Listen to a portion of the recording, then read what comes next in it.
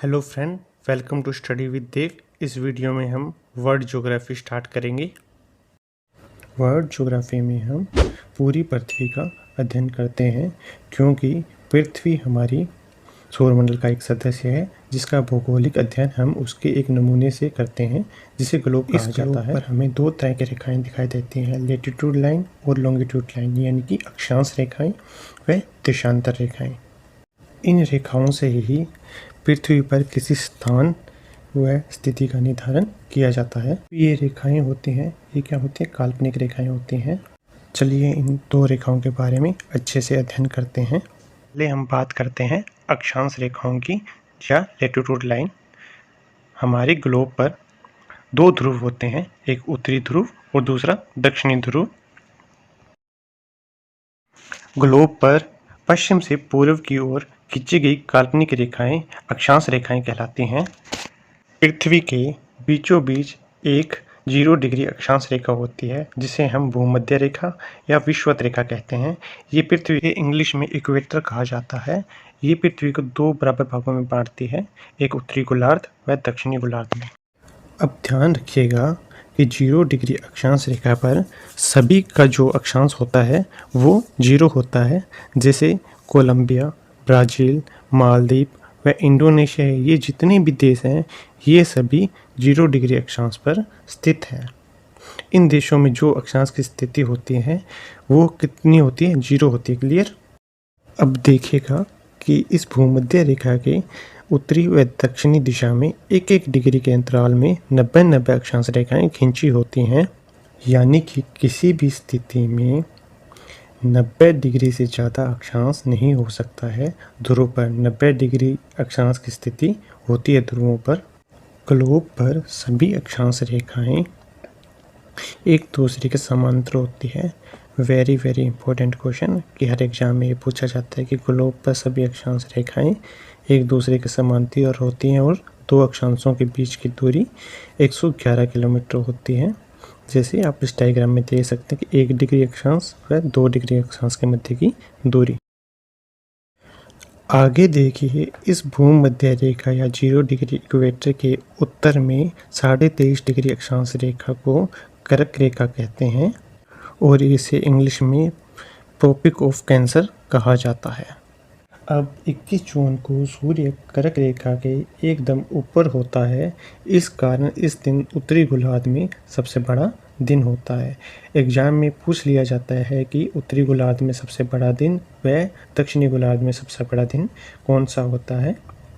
इस प्रकार से हमें परीक्षा की दृष्टि से दोनों चीज़ें हमेशा दिमाग में रखनी है। अब उत्तरी गोलार्ध में सबसे बड़ा दिन क्यों होता है कि जून को? क्योंकि सूर्य कर्क रेखा के एकदम ऊपर होता है और ऊपर चमकता है, इस कारण 21 जून को उत्तरी गोलार्ध में सबसे बड़ा दिन होता है। अब देखिएगा कि जो भूमध्य रेखा या 0 डिग्री इक्वेटर लाइन है, इसके दक्षिणी ध्रुव में 23.5 डिग्री अक्षांश रेखा को मकर रेखा बोला जाता है। ठीक है, इंग्लिश में ट्रॉपिक ऑफ कैप्रिकॉर्न कहा जाता है।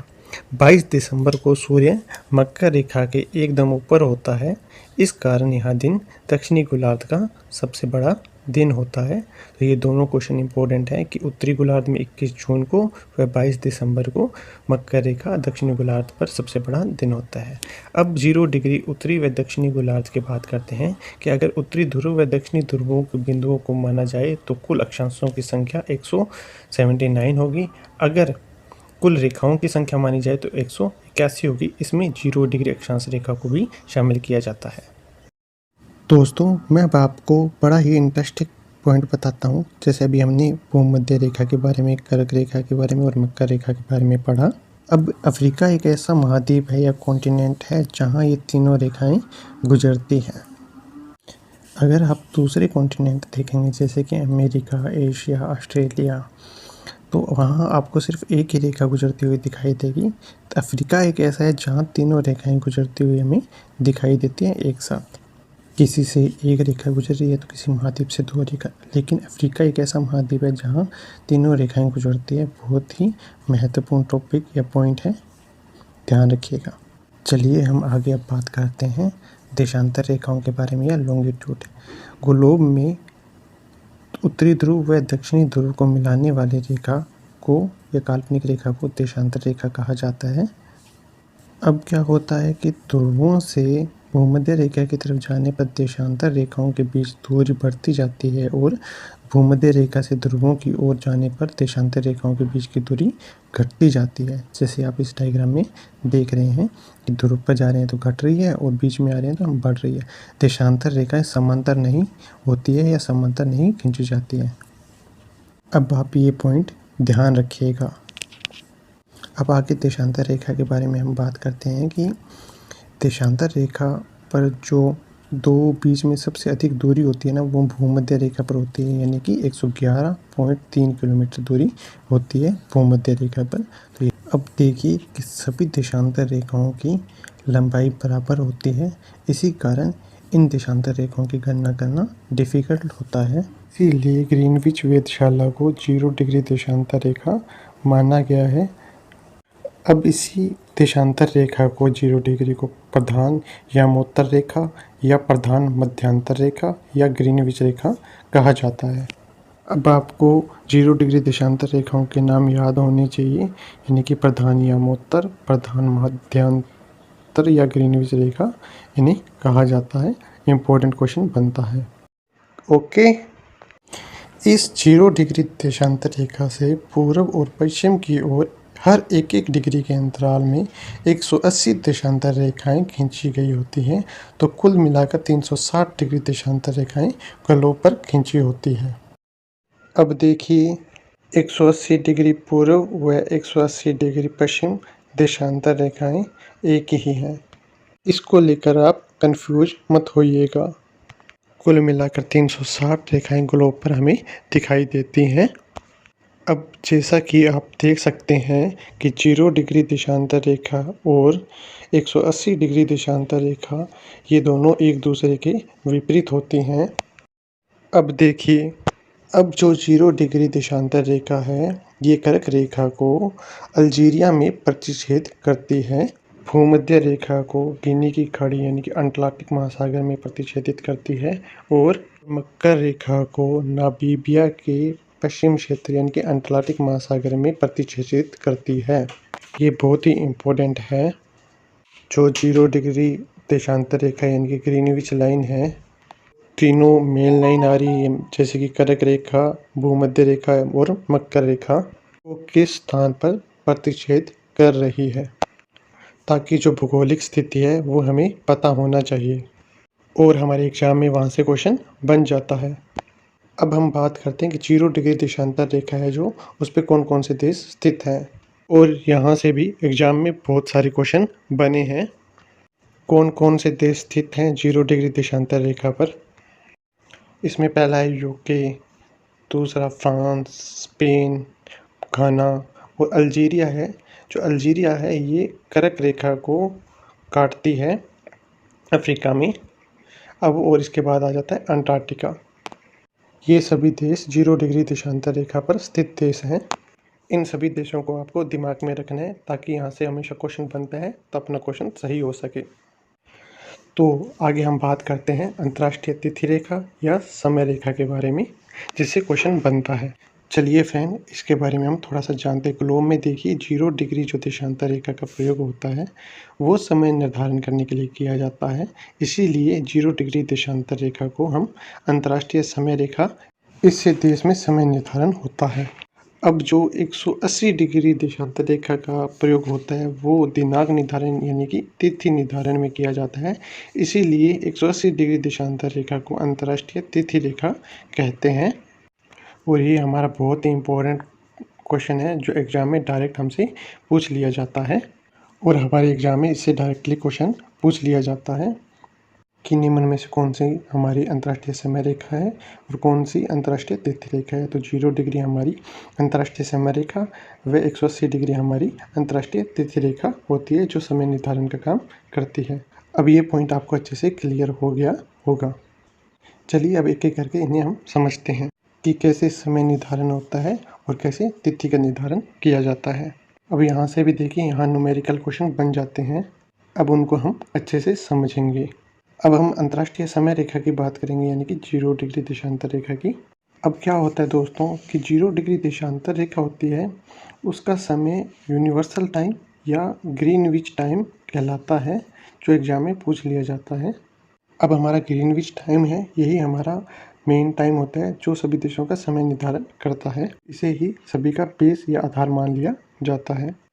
अब ध्यान से सुनिए कि पृथ्वी अपने अक्ष पर पश्चिम से पूर्व की ओर घूमती है, इसलिए ग्रीनविच रेखा से पूर्व के स्थानों का समय ग्रीनविच समय से आगे होता है और ग्रीनविच से पश्चिम के स्थानों का समय ग्रीनविच समय से पीछे हमें दिखाई देता है या होता है। अब ये समय कितना आगे और कितना पीछे होता है, चलिए अब हम समझ लेते हैं। जैसा कि आप सभी को पता ही होगा कि पृथ्वी अपनी अक्ष पर 24 घंटे में अपना एक चक्कर पूरा करती है, मतलब 360 डिग्री देशांतर ये घूम लेती है। यानी कि एक चक्कर लगाना मतलब कि 360 डिग्री अपने अक्ष पर घूमना, यानी 24 घंटे में पृथ्वी अपने अक्ष पर 360 डिग्री घूम लेती है। तो एक घंटे में पृथ्वी कितने डिग्री देशांतर घूमेगी? 360 डिग्री बटा 24 घंटे, तो हमारा 15 डिग्री एक घंटे में ये घूमेगी पृथ्वी अपने अक्ष पर। तो एक घंटे में 15 डिग्री घूमेगी। अब इसे आसान भाषा में हम लिख लेते हैं कि 15 डिग्री बराबर, अब देशांतर घूमने में एक घंटे बराबर यानी कि 60 मिनट पृथ्वी अपने अक्ष पर घूम लेती है देशांतर में। तो अब हम आगे 1 डिग्री देशांतर घूमने में समय निकाल सकते हैं कि 1 डिग्री देशांतर बराबर 60 बटा 15 डिग्री बराबर 4 मिनट।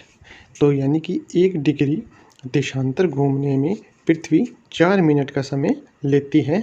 अब इसी तरह 1-1 डिग्री देशांतर घूमने में हमारा टाइम निकल के आ गया 4 मिनट, कि 1 डिग्री देशांतर जब घूमेगी तो हमें 4 मिनट का समय लगेगा। इसी प्रकार 1-1 डिग्री में अंतर हमारा 4-4 मिनट का रहेगा देशांतरों में, और इसी प्रकार समय 4-4 मिनट से आगे बढ़ता जाएगा। इसी तरह हम जब पश्चिम की ओर चलेंगे तो हमारा समय 4-4 मिनट क्या होगा, कम होता जाएगा। अब ये आपको पॉइंट क्लियर हुआ। अब मैं आपको बोलूँ कि जो ये ग्रीनविच टाइम जो है, ये दिन के 12 बजे का समय है। तो पूर्वी 15 डिग्री देशांतर पर समय क्या हो रहा होगा, ये हमारा क्वेश्चन है। बहुत ही आसान तरीका है, चलिए देखिए।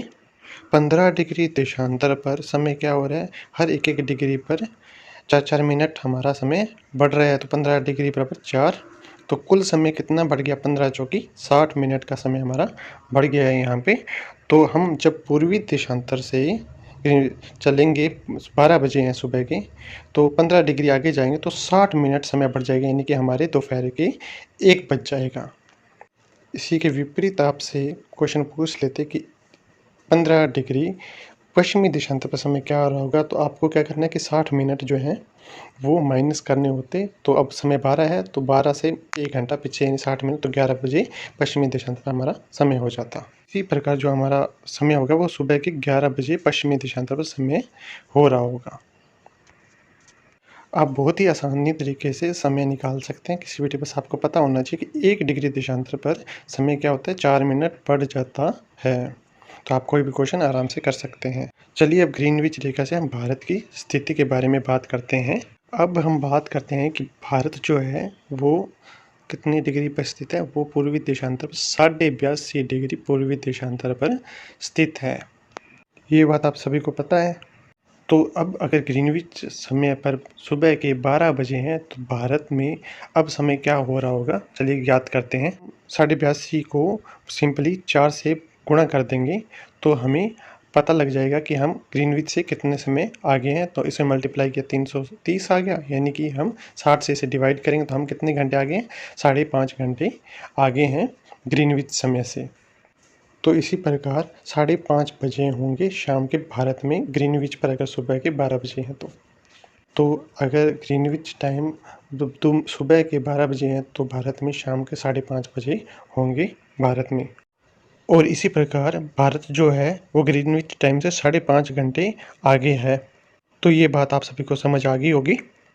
अब आगे आपको मैं एक चीज़ बताता हूँ कि जब भी हमें कभी भी डिग्री दी होती है तो उसमें हम 4 का मल्टीप्लाई करते हैं, हमारे पास मिनट निकल के आ जाता है। उसको हम डिवाइड कर देंगे 60 से तो हमारा घंटा निकल के या आ जाएगा। तो ये चीज़ आप दिमाग में रख लीजिएगा कि डिग्री इंटू 4/60 बराबर हमारा घंटा समय निकल के आ गया।